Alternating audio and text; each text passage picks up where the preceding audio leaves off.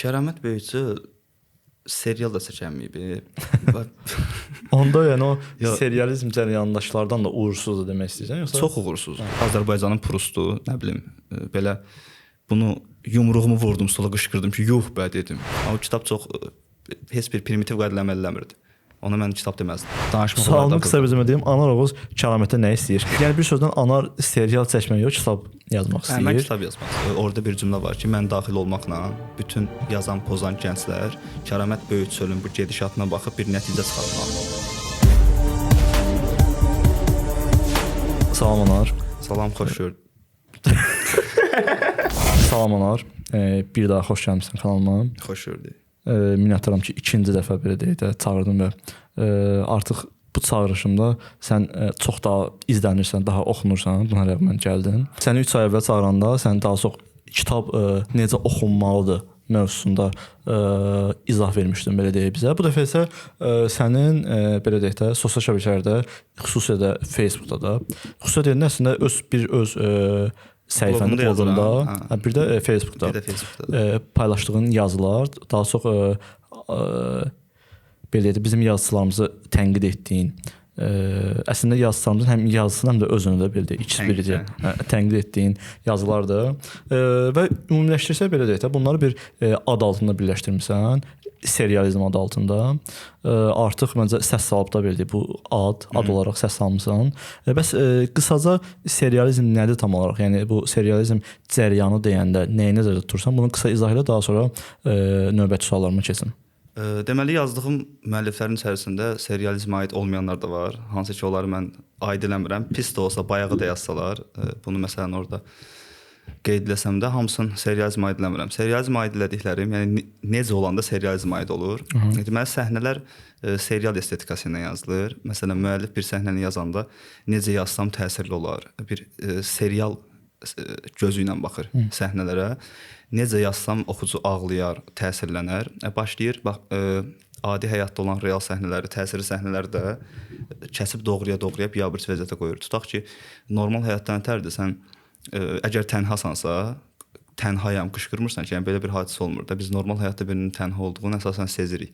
Görürsən ki, bir adam evinə girəndə bu dağınıqlıqdan, nə bilim o masanın üzərindəki vəziyyətdən, bunun yatağının vəziyyətindən, bunun tənha olduğu bir adamın evinə girəndə bilinir.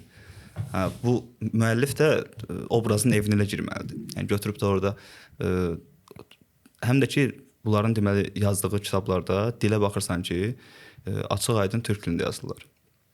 Biri var təsirinə düşələr, bəzi sözləri təhrif eləyərlər. Biri də var ki, heç utanmadan odaqlanmaq, olğunlaşmaq, aşırı, yəni belə açıq-aydın qondarma ifadələrlə dilləri aşınmaya məruz qalıb da. Belə görürsən ki, bunlar oturub türk serialına baxmaqdan təfəkkür də elə fikirləşir, səhnəni serial kimi qavrayır, təfəkkür də məruz qalıb buna, dil də məruz qalıb. Avtomatik sən kitabdakı səhnəyə də baxanda, yazılma dilinə də baxanda deyirsən ki, bu serialdır. Özü də Səydəş türk serialı. Yəni burada serial deyəndə öz hörmətli səslənir. Ona Səydəş türk serialı. Niyə məhz ancaq türk mənim burası maraqlıdır? Məsəl üçün yazılarını demək olar ki, hamısını oxumuşam bloqdakı və orada bir dənə də olsun mən xarici və yaxud da yerli film adı görmədim. Yəni ancaq yazılan türk seriallardır. O zaman yəni bu türk serializmidir də bir növəsində deyə bilərik. Demək olar ki, bu türk serializmidir, amma var idi. Məsələn, Naiq Babayevin Atmosferə uyğun mahnı qoş kitabını oxuyanda orada məsələn Hollywood serialıdır deyə yazmışdım. Çünki kitabı axıra qədər elə gəlmişdi. Baxırsan ki, səhnələrdə polislə dalaşır, orada güllə yerdə oturan kişinin başına vurur. Və səhnələrə baxırsan ki, belə Hollywood filminin havasındadır. Biraz oxuyandan sonra gördüm ki, bu çeşitli türk serialları. Özü Şabanın filmlərinə oxşadı. Orada bir obraz var. Deməli sevgilisi başqa bir kişi ilə bir yerdədir. Bu həmin kişinin evinə girmək üçün kişiyə oxşamalıdır. Kişiyə oxşamaq üçün nəsə yaxşıdır. Gedir bərbərə, deyir saçımı belə qırx. O da bunun saçını belə qırxır. Saçını qırxdırandan sonra oxşuyur buna. Gəlir mühafizəçi bunu saxlayır ki, bəs saxlamır. Deyir məsələn filan kəs bəy, buyurun. Yəni bu qədər oxşamarsan da bu elə bizim hamımızın yaxşı bildiyi Şaban filmləridir də. Çünki bizim içimizdə olub axı bu. Bizim televiziyalarda olub. Elə uşaqlıqdan bəri demək olar ki, biz evdə görmüşük ki, nənəmiz arka sokaklara baxıb, kaybolan yıllara baxıb, acı həyata baxıb. Yəni belə seriallar həmişə evimizin içində olub. Mahnıları bizim həmişə playlistimizdə olub. Onların Türkiyədən gələn, Trend Yoldan gələn kitabları o qədər bizim içimizdə idi ki, və bu avtomatik olaraq təsir göstərib də, birbaşa təsir göstərib. Və mən çox istəyərdim ki, buna hansısa müəllifə deyim ki, bu Hollywood serialı çəksən sən burada. Sara İbrahim məsələn, qara maskallar qaçırdırdı. Dedim Hollywood serialıdır. Növbəsində də gördüm ki, nəsə pul istəyirlər bundan. Keçdi türk serialı. Türk serialı. Belə Eşref Tekə Adanalıya baxmaqdan Sara İbrahim ilə təfəkkür olub. Deməli bu sonuncu yazdığın səhifəndə paylaşdığın və həqiqətən də kulis adını paylaşdığı bir hamımızın tanıdığı, çoxlarının sevimlisi, şəkli və yaxud da yazıları paylaşanda gündəm olan bir şəxs haqqında yazmışdın, Kəramət Böyütsöl haqqında.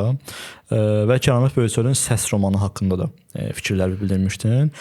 Qısaca Kəramət Böyütsöl məhz bu serializmə aid elədin yoxsa yox? Yəni o tipdə sualımı davam etdirim. Kəramət Böyütsöl serial da çəkilməyib. Onda yəni o serializm cərəyandaşlardan da uğursuzdur demək istəyirsən yoxsa? Çox uğursuzdur. Burada əsas məsələ nədir? Məsələn, mən bir müəllif haqqında serializm yazmayanda bu sevinir, amma sevinməməlidir. Çünki bu serializmdə yazan müəlliflər belə bəziləri zət konkret adlar çəkək. Məsələn, Nigar Səttarzadədir, Mehriban Məmmədovadır, Bahar Bəxtiyar qızıdır, Əkbər Səfərlidir, Şükufe İbrahimlidir. Yəni bunlar saymaq olar da yazdıqlarından. Bunlar məsələn serial çəkirlər düzdür. Belə təsirləniblər. Amma onların yazıları daha belə duzlu, daha belə maraqlıdır. Səhnələrə baxırsan ki, belə çox bayağı, çox düşük, yəni düşüklüyün o səviyyəsini yaza bilmərsən də. Yəni o serialı, yəni yazı formasını çatdırıblar da. Hə, çox belə ayrılıq səhnəsində yazırlar ki, orada yəni bilmirəm də çox belə duzlu yazırlar. O sən ləzzət eləyə bilir. Amma bunlar kobud da səslənsə hıqqınırlar. Niyə? Çünki bu müəlliflər artıq bir intellektual obraz yaradıblar cəmiyyətdə. Bunlar artıq ciddi ədəbiyyatla məşğuldurlar, oxunurlar bunlar öz aləmlərində və avtomatik olaraq giriblər bu intellektual obrazın altına. Deyirlər ki, məsəl üçün mən artıq ciddi kitab yazıram. Buna görə də bu ayrılıq səhnələrini yazanda eləyəndə, məsələn Cavid Ramazan verir Şam düzürdü. Bu nə ehtiyac var idi buna? Və yaxud da ki, Kəramətdə baxırsan ki, kəntoy belə qəribə metaforalar, bənzətmələr, təşbehlər deyir, biz Cübbulu ilə dönər aldıq, yedik, sevgimizin banketi idi. Cübbulu dönər ilə marça yeyirdik, elə bir anasının döşlərini əmirdi. Məsələn, görürsən ki, bu çox belə aqrar yazılıb. Kitab yəni alınmayıb, yəni səs romanı alınmayıb. Bunu səs romanını oxuyan, biraz ədəbi bazası olan, biraz hazırlıqlı oxucu səs romanını oxuyub deyə bilər ki, bu roman deyil. Mən o kitab haqqında yazmamalıydım əslində. Onu o qədər adam alıb, onlardan ən azından bir 5-i oxuyub. Bunlar yazmalıydı ki, bu roman deyil. Sadəcə baxırsan ki, nə dostları yazır haqqında. Məsələn, Mir Mehdi Ağaoğlu kitab haqqında yazıb ki, Kəramət bu kitabı korlayıb, nə bilim, bu belə yazsaydı yaxşı olardı. Baxırsan ki, burcudur da, yəni deyə bilmir pisdir. O pis elə deyir ki, yaxşı çıxsın da biraz da. Məsələn, Vuqarvan yazmışdı səs romanı haqqında, onunki də biraz yellətmişdi. Hətta o pisdir də bu. Yəni ağa demək lazımdır, qarıya qara. Yəni burada dostluq, tanışlıq, qardaşlıq, yoldaşlıq münasibətləri ortaya qatılmamalıdır, açıq aydın. Yəni o kitab çox heç bir primitiv qaydalarla əməl eləmirdi. Ona mən kitab deməzdim. Ümumiyyətlə belə də Kəramətin özünün də, yəni sən səhv eləmirəmsə orada bildirmişdin. Hər yer deyirdi ki, yəni mənim bu romanımı alın, yəni özünün ən belə uğurlu işi kimi görür. Amma heç elə deyildi, yəni. Heç elə deyil. Hətta deyərdim ki, bu əsasən gəlib Kəramətdən kitab istəyənlər, səni birinci dəfə oxuyacağam, səndən nə oxuyum deyəndə götürüb səs kitabımı verir.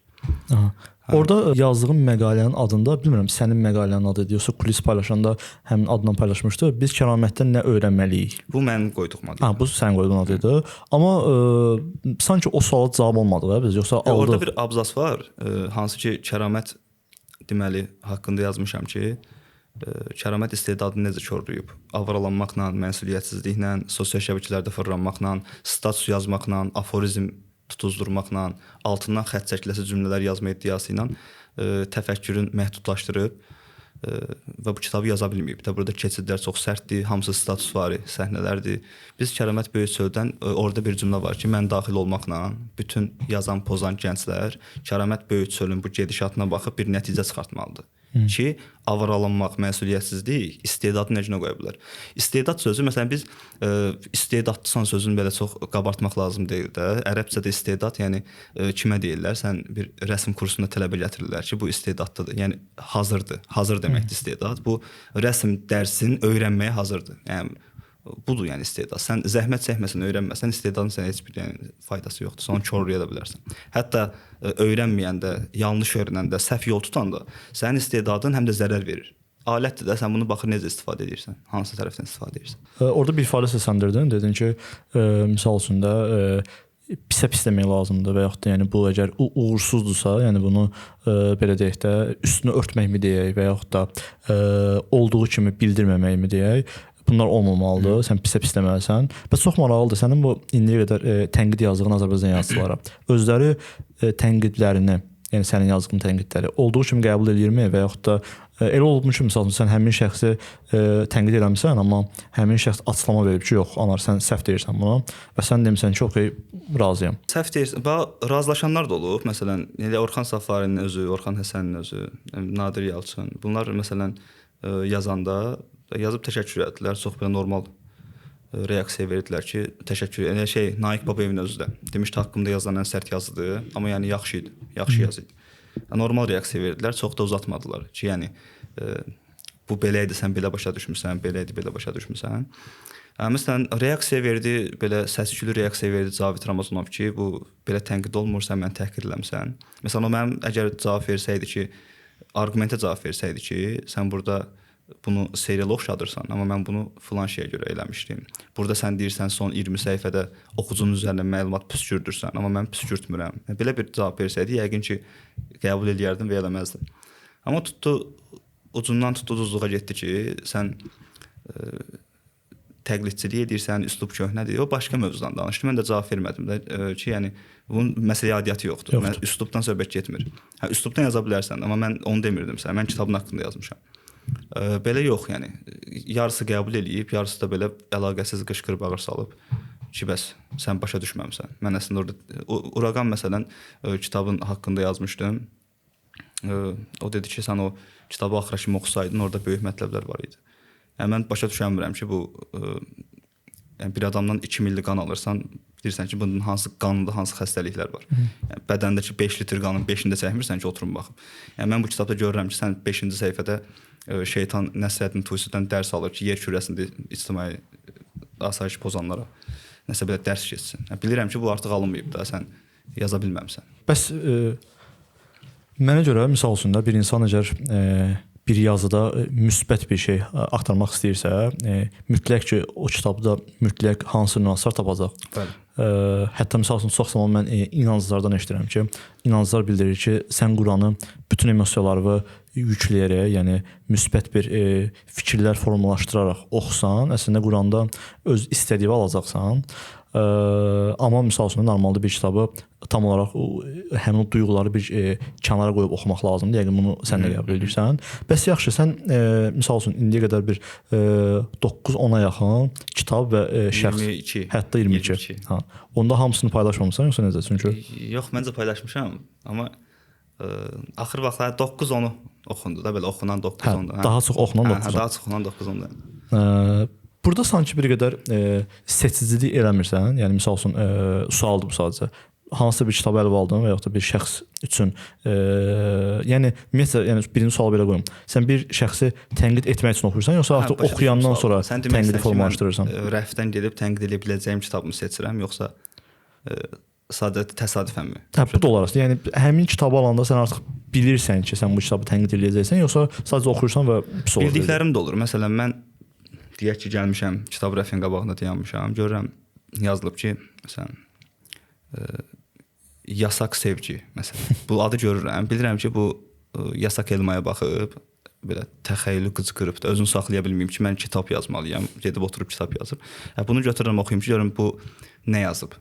Çünki bu adamlar öz balaca dünyaları var, mühitdən heç kimi tanımırlar, mühitlərdə özlərini dahi hiss edirlər, bunlara fikir bildirmirlər ki, o kimdir ki, onu oxuyam, o kimdir onun kitabına pul verəm, niyə vaxt itirməliyəm. Mən oxuyub haqqında yazdım ki, bəlkə biraz məsuliyyət hiss edirlər, bəlkə biraz indi. Mənə də xeyri var bunun. Bu haqqda ayrıca bir yazı yazsam ki, mənə kitab oxumaq, tənqid etmək nə öyrətdi? Mənə çox şey öyrətdi. Buna görə onları alıram ki, bunları tənqid edeyim. Bunu qəbul edirəm. Mən o kitabın adına baxanda görürəm ki, bu tənqid olunası kitabdır.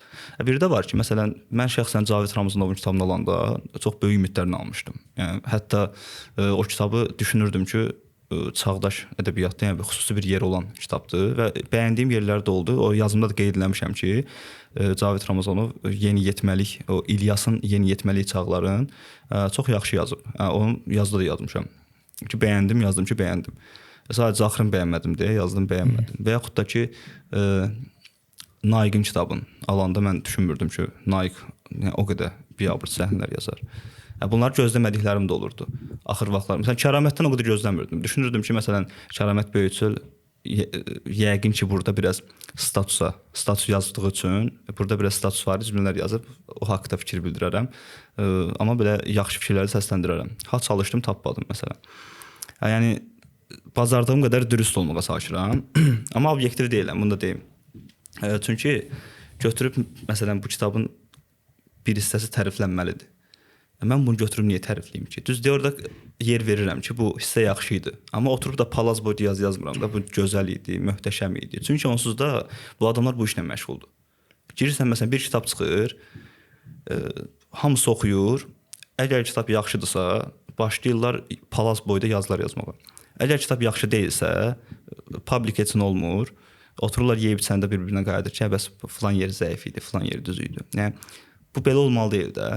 Çünki oxucular sizə baxır, sizi oxuyur, sizdən nəsə götürür.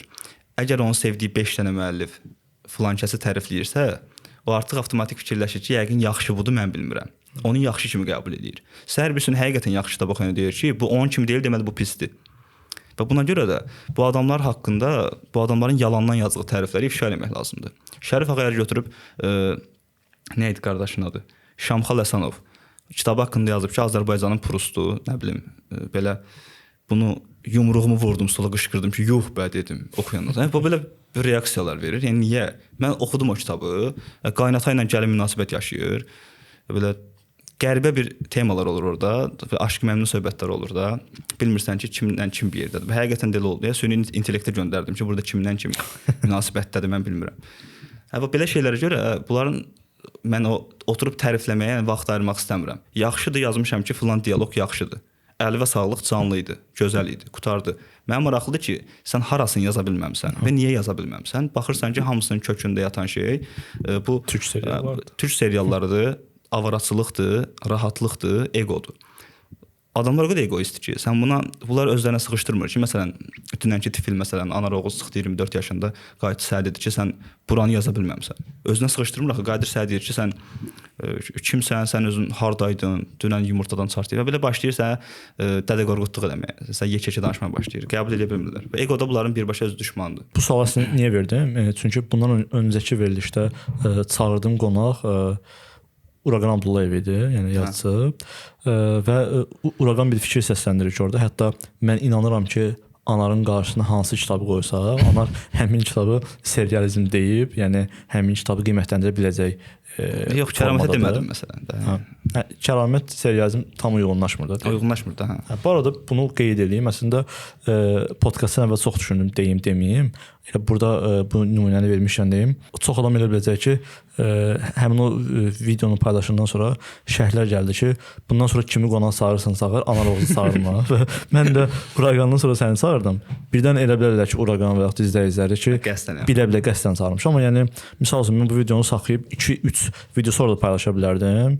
Və burada artıq mənə həmin tənqidi həmin şəxsə verə bilməyəcəkdim. Amma yəni bu artıq səmimilik olmayacaqdı və yaxud da azından necə deyim.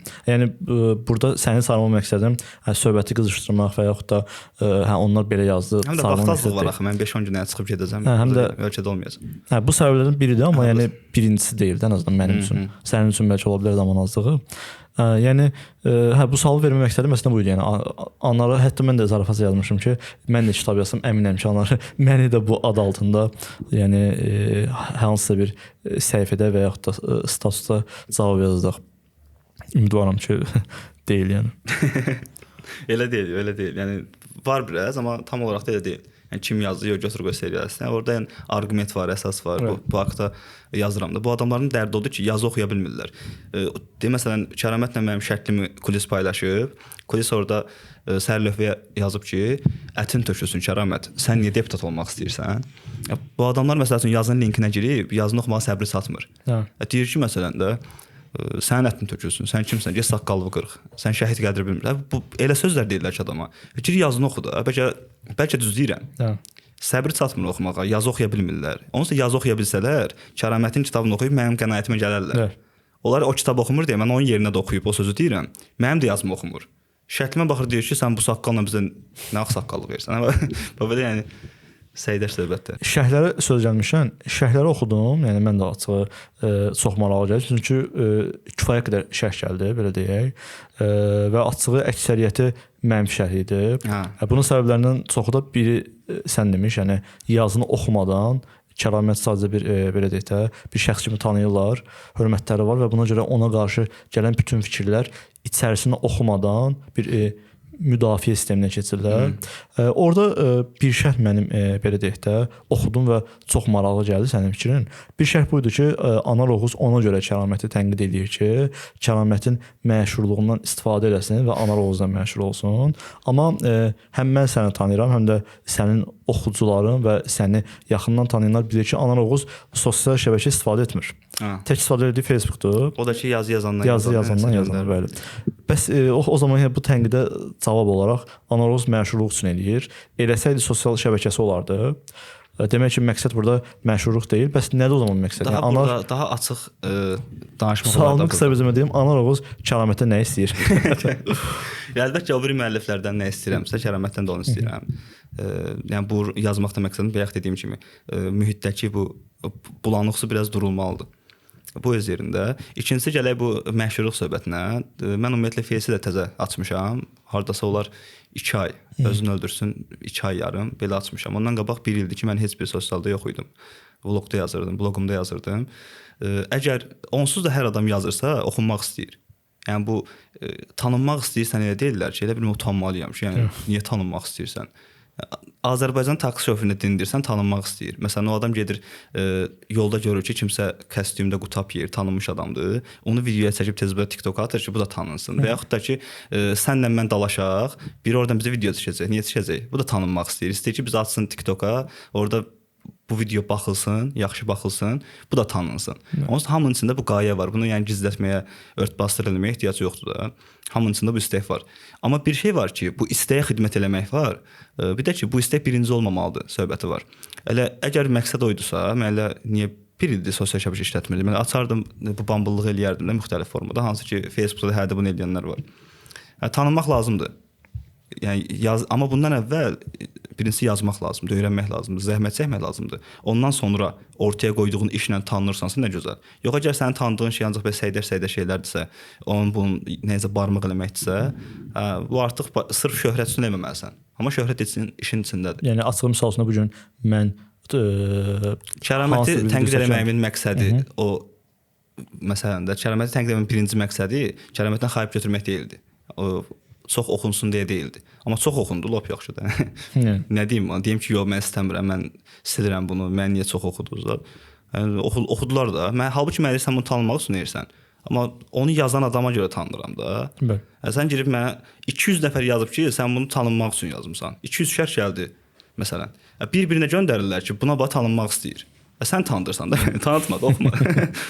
Deməli, sənə bayaq verdiyim sualın tam əksini verəcəm bu dəfə.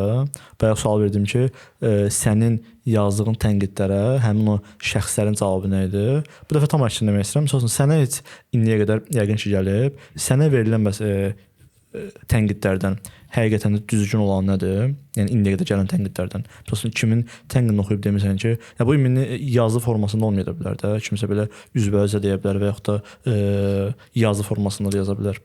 Yəni bu tənqidlərdən sənin qəbul elədiyin nədir? Bir buna cavab verərsən. Bir də özünün özünə tənqidin nədir? Kimsə axsına mən həqiqətən də burada zəifəm və yaxud da burada elədiyim səhvdir. Amma bunu özüm bilirəm də belə deyək. Məsələn, deyirlər ki, bu sən şəxsə hücum edirsən. Burada sən kitaba köklənməlisən, kitaba nə zəifsə onu yazmalısan və orada yazmamalısan ki, Nigar Səttarzadə klip çəkir, dənizin qırağında yeriyir, fincan götürüb slow modda nəsə içir belə.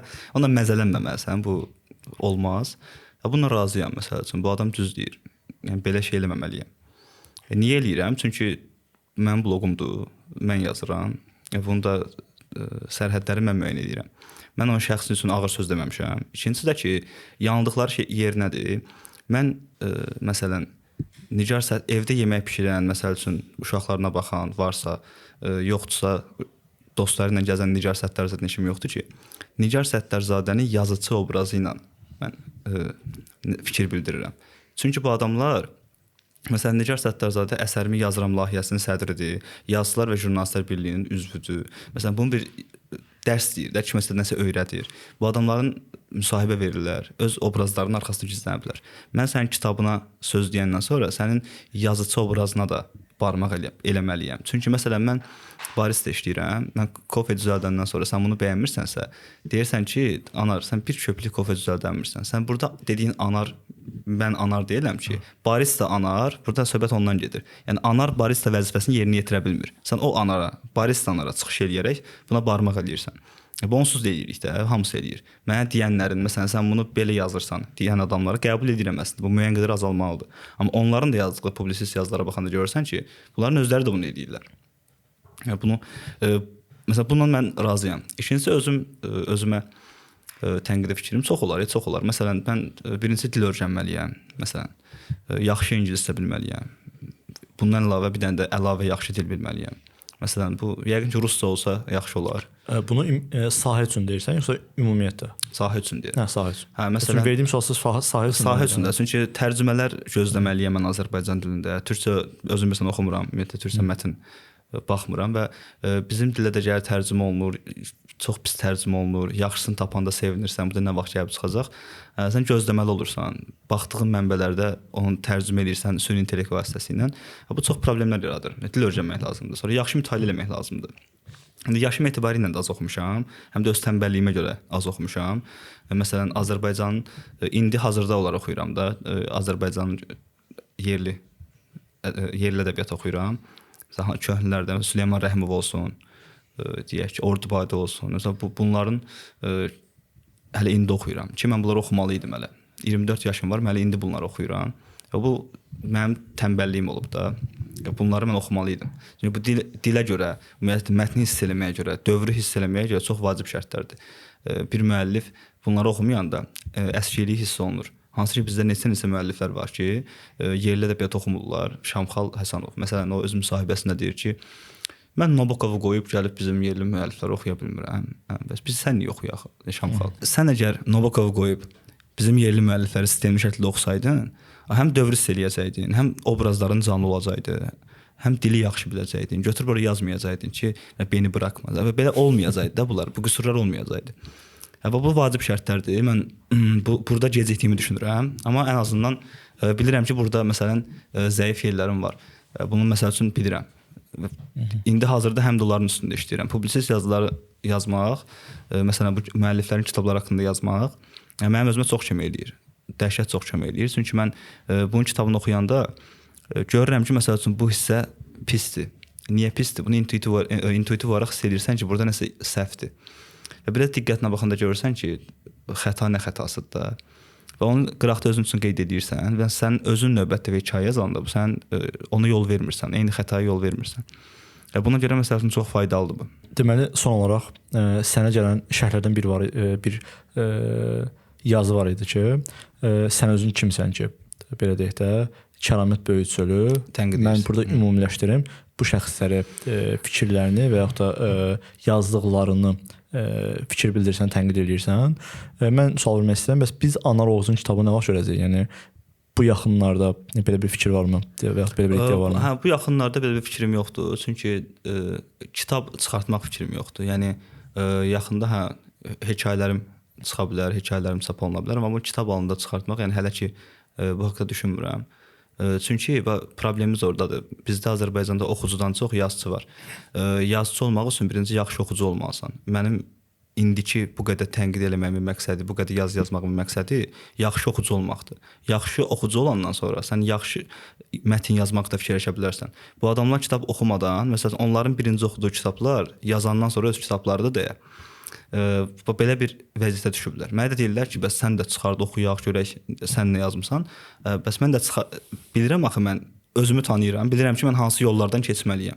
Bu da icazə vermir ki, mən o yollardan keçsəm, düşüb üstümə ki, sən indi çıxart, indi çıxart. Qardaş, mən bələdəm də özümə. Mən istəmirəm ki, serial çəkim. Mən o üzərində işləməliyəm. Bu adamlar üzərində işləmir. Mən də üzərində işlə deyirəm də. Yəni artıq sən deyirəm ki. Yəni bir sözlə Anar serial çəkmək yox, kitab yazmaq istəyir. Mən kitab yazmaq istəyirəm. Ki sonra kimsə də çıxıb sənə tənqid olaraq serializm altında Anar Oğuzu yazmasın. Əslində mən çox məmnun olaram.